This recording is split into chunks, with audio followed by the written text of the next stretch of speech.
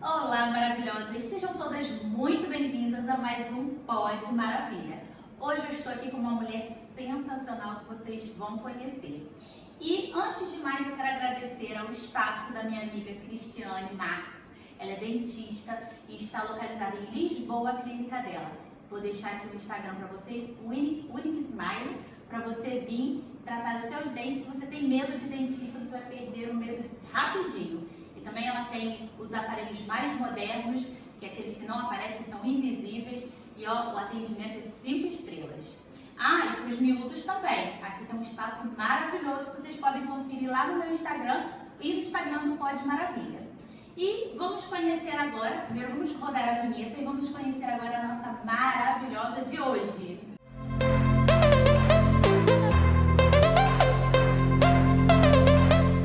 Minhas maravilhosas, eu estou aqui hoje com a minha maravilhosa amiga Linda Santos. Ela tem 47 anos, é coach integral sistêmico, ela é escritora, nós vamos mostrar o livro para vocês, ela é palestrante e ela também é agente BIM nos horários vagos dela. Então vamos conhecer Linda Santos. Olá, boa tarde. Boa tarde, Linda. Muito obrigada por aceitar o convite. Eu sei que você tem muito aqui para agregar com a gente e podemos começar a falar um pouquinho. Todo mundo teve sempre uma virada de chave, né? Todas que vieram aqui passaram pelo coach. Você chegou a fazer o método CIS também? Fiz 2 vezes, sim. 2 vezes? Que legal.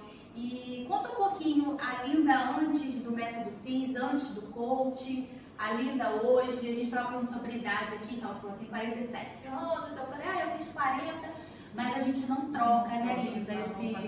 Não. Eu prefiro ser, agora a idade que eu tenho neste momento, voltar a ser a pessoa que eu fui antes desta transformação. Eu também. Eu costumo brincar que 2020, pandemia, foi ruim para muita gente, mas para mim foi um divisor de águas fantástico. Utilizei esse tempo que nós estivemos confinados para estudar, para me autoconhecer, e foi muito bom. Por isso eu não troco a Janaína antes pela Janaína de hoje. Você também está nesse nível? Neste nível, sim. Que bom. E fala um pouquinho da Linda. Você fez o método CIS quando? Eu fiz o método CIS em maio de 2022. Eu fiz o 225. Foi o primeiro feito em Lisboa, penso. Foi logo aí, foi um divisor de águas. Caíram muitas fichas, muita coisa que fez sentido que estava a fazer errado, que estava aquela pessoa que eu era, não fazia sentido mesmo para mim. E entretanto eu tinha acabado de sair de uma relação tóxica e então foi mesmo o renascer. Sair daquela relação, fazer o método CIS e entrar num novo mundo, mesmo um novo mundo. Você já identificava que a sua relação era tóxica ou precisou do método CIS? Gente, para quem não conhece o método CIS, é um método do Paulo Vieira. São 3 dias, né, Linda? São 3 dias. 3 dias, 3 noites. 3 dias, 3 noites. É uma maratona, mas ali de autoconhecimento, né? Uma coisa super assim, de outro mundo mesmo, que você entra uma pessoa e sai outra completamente diferente. Fichas caem ali, você, nossa, é isso, você sai com ideias. Tem gente que sai pedindo perdão para outras pessoas. Aconteceu comigo, o primeiro método CIS, eu depois, calhou na altura da Páscoa, penso eu, e eu logo de seguida ligo para a minha mãe. Eu chorava e pedia perdão. E ela entendeu? Você ligou para ela, você chorou, ela não conseguiu entender? Ela sabia que eu estava a fazer qualquer coisa, mas ela não entendeu nada, mas eu senti que tinha que o fazer. Sim. Porque caíram mesmo muitas fichas, porque eu sempre culpei os meus pais de muita coisa que me aconteceu no passado. E o método CIS trouxe para mim a autorresponsabilidade. Sim, o Paulo Vieira fala muito, né, da autorresponsabilidade. Nós temos responsabilidade. Tudo o que nós fazemos é nossa responsabilidade, não é daquilo que os nossos pais fizeram, porque eu tive uma infância com maus tratos. O meu pai era muito de bater e não era com a mão, e a minha mãe também.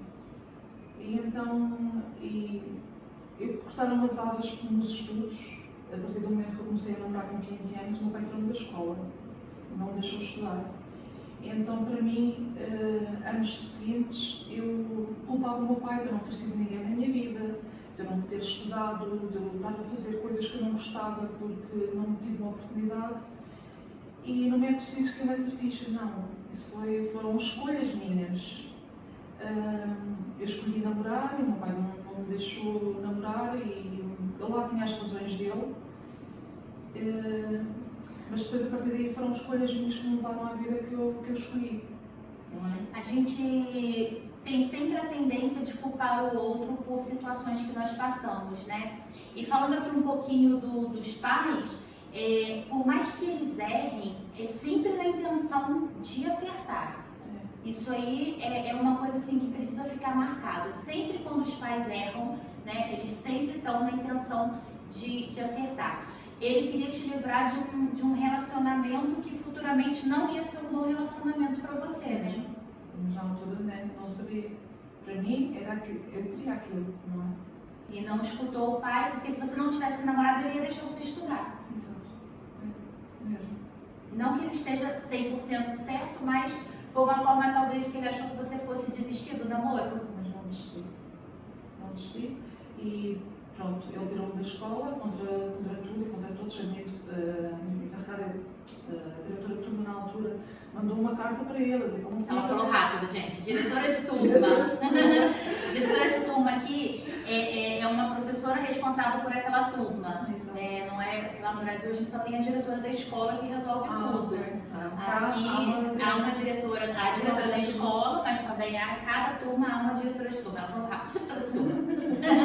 Pois isso aí, português tem essa coisa, né?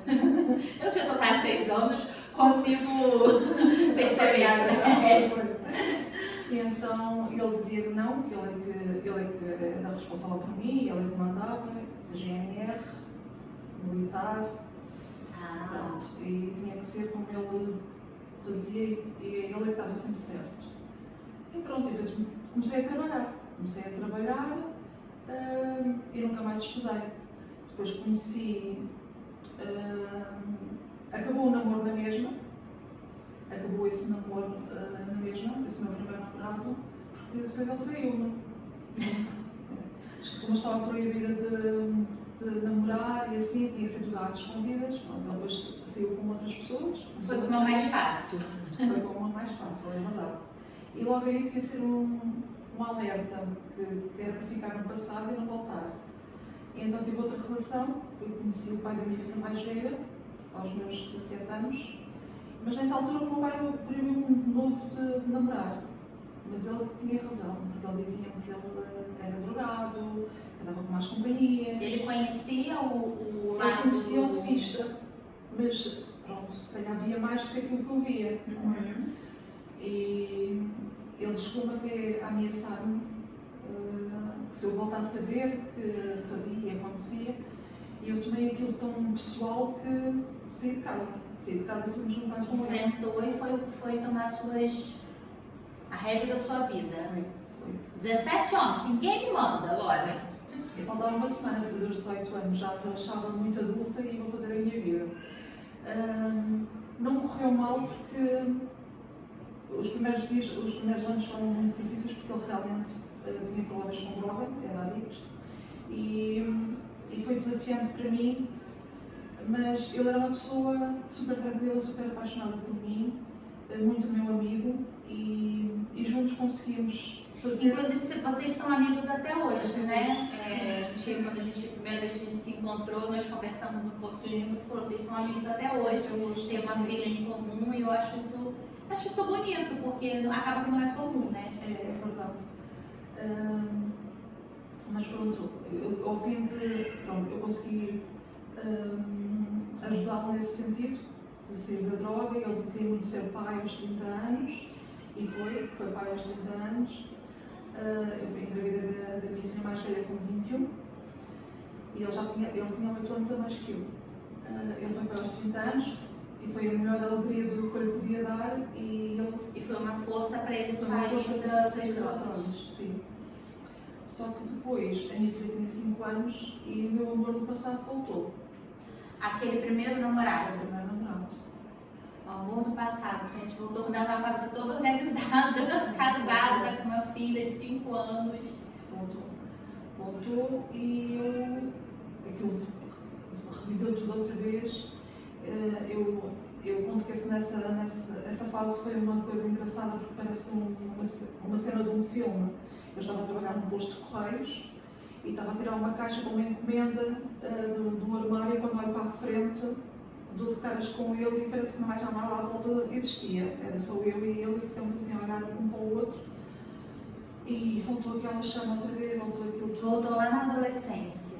Sim. Nossa. E eu então depois falei com o pai da minha filha e acabei junto com ele e fui viver esse amor. Coitado. Coitado.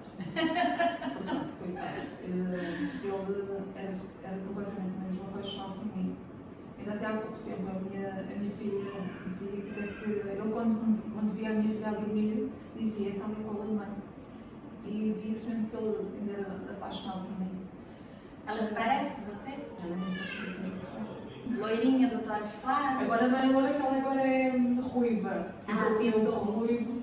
Mas é super parecida comigo. Então aconteceu esse amor outra vez voltar e no primeiro ano correu tudo super bem. Isso foi em 2003 que aconteceu. Até 2004 correu tudo muito bem. Eu em 2004 engravidei. Mas essa gravidez era de risco, eu tinha que ficar na cama.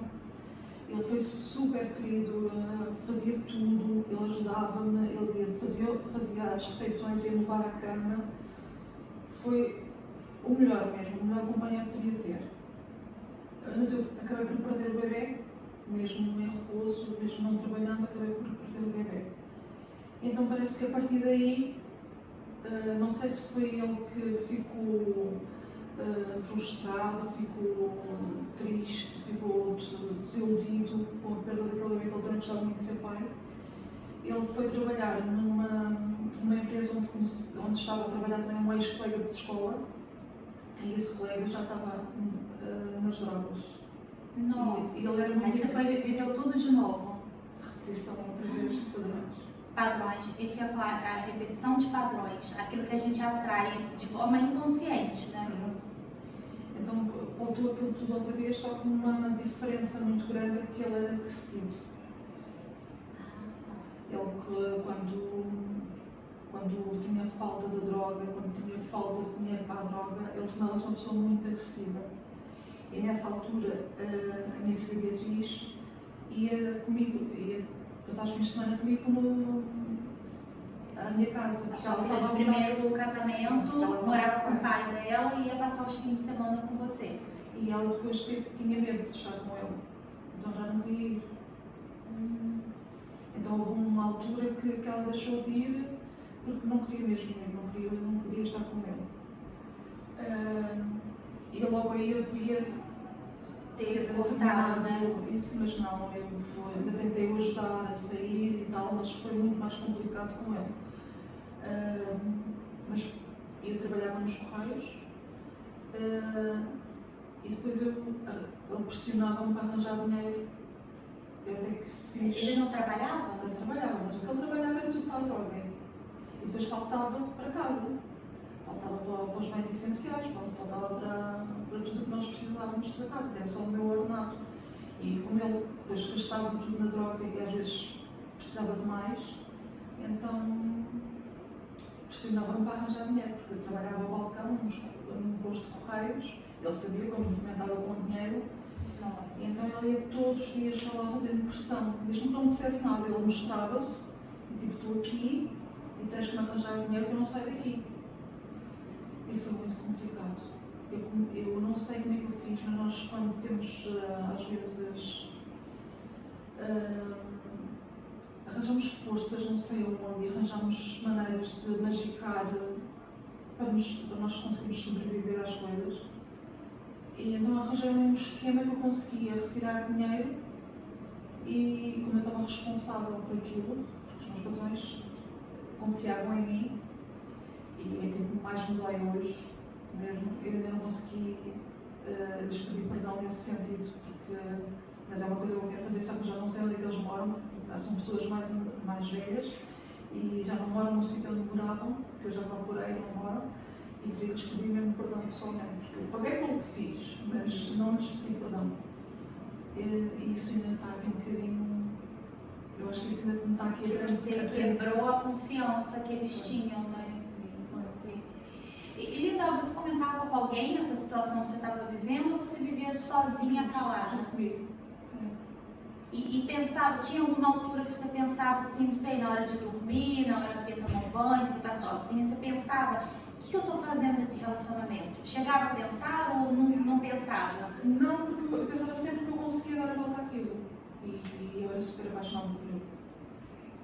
E depois, como eu não tinha o apoio também dos meus pais, eu sentia-me mesmo sozinha naquela relação. Então era como se o meu mundo fosse só eu. Não tinha com quem contar, não tinha em quem me apoiar, com quem desabafar, para me dar um conselho, para me abrir os olhos, não tinha ninguém. E não tinha nenhum momento que vinha uma coisa na sua cabeça dizendo, não mereço isso, tenho que sair disso? Sim, pensava nisso muitas vezes, até que houve um momento que eu pensei, não, isto não pode continuar, porque estou a fazer aqui uma bola de neve, eu já tinha créditos, eu já fazia créditos para ter dinheiro para pôr, para restaurar lá, mas nunca chegava, porque eu metia, mas depois tirava, então nunca conseguia liquidar aquela dívida. Até que chegou um ponto que eu fugi de casa. Foi em 2005, em dezembro de 2005, eu fugi de casa e fui pedir ajuda ao meu ex-marido, o meu ex-companheiro. Que é seu amigo mesmo, né? Numa situação dessa. E ele contei-lhe tudo o que é que estava a passar e ele disse-me, eu vou contigo falar com os teus patrões. E foi. Nossa, ele foi o seu apoio nesse momento, então. Ele foi comigo, falei com o meu patrão, contei-lhe tudo o que é que estava a passar. O meu patrão ficou tipo incrédulo e não sei o que é que se passou na cabeça dele na altura, que até acho engraçado porque o Sérgio na altura depois disse-me, ele agora vai assimilar tudo, ele vai chegar ao carro, vai dar 2 murros no volante, mas vai ficar tudo bem e tudo vai se resolver. Só que eu não tive coragem mais de voltar para o trabalho. Eu contei tudo, mas já não tive coragem para voltar. E então abriu-se um processo contra mim, foi feita uma queixa de abuso de confiança e eu respondi a esse processo. Como não tinha dinheiro para poder fazer o pagamento da indenização, eu fiz trabalho comunitário. Eu fui trabalhar com uma escola a fazer serviço comunitário, a pagar essas horas em serviço. E foi a melhor coisa da minha vida. Eu adorei trabalhar nessa escola, eu adorava a diretora dessa escola, adorava os colegas.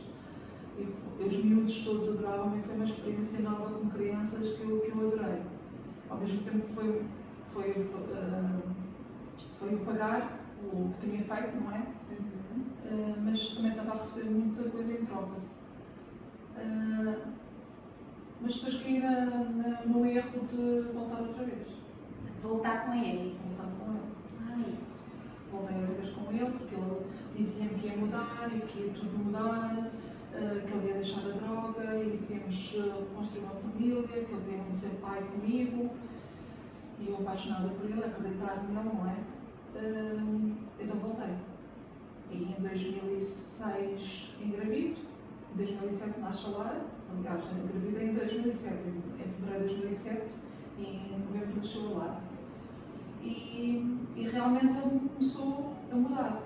Deixou a droga completamente, começou um programa que existia para eles tomarem um produto a substituir a droga.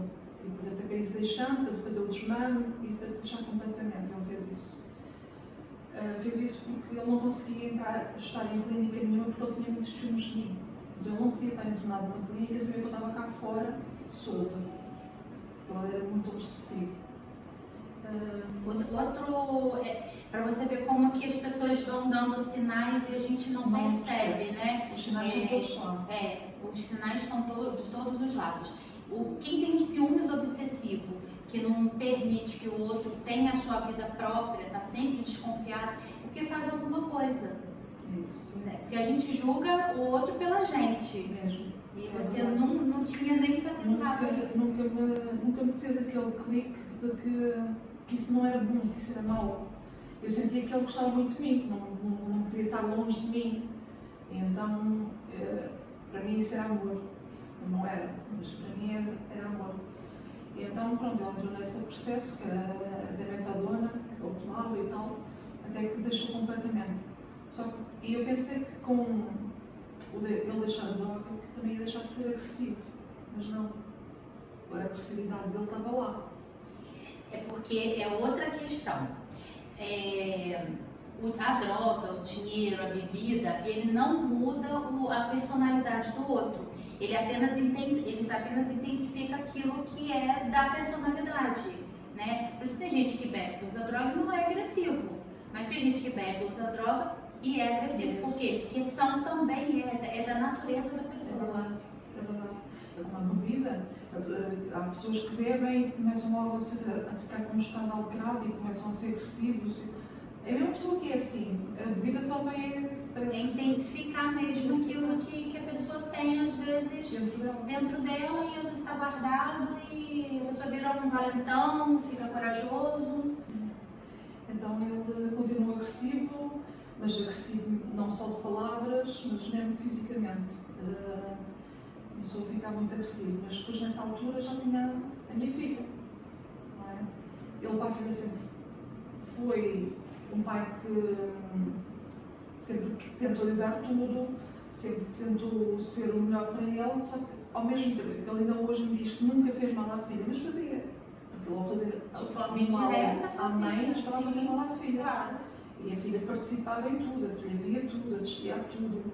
Exato. E ela ainda hoje diz que tem momentos gravados na memória dela de estar ao meu colo e ele apertar-me no pescoço. E como que é a relação dela hoje com ele? Ela está com ele, nós estamos separados e ela vai aos fins de semana para a casa dele. Sim, ela foi passar férias com ele. Mas é uma relação que não é uma relação assim.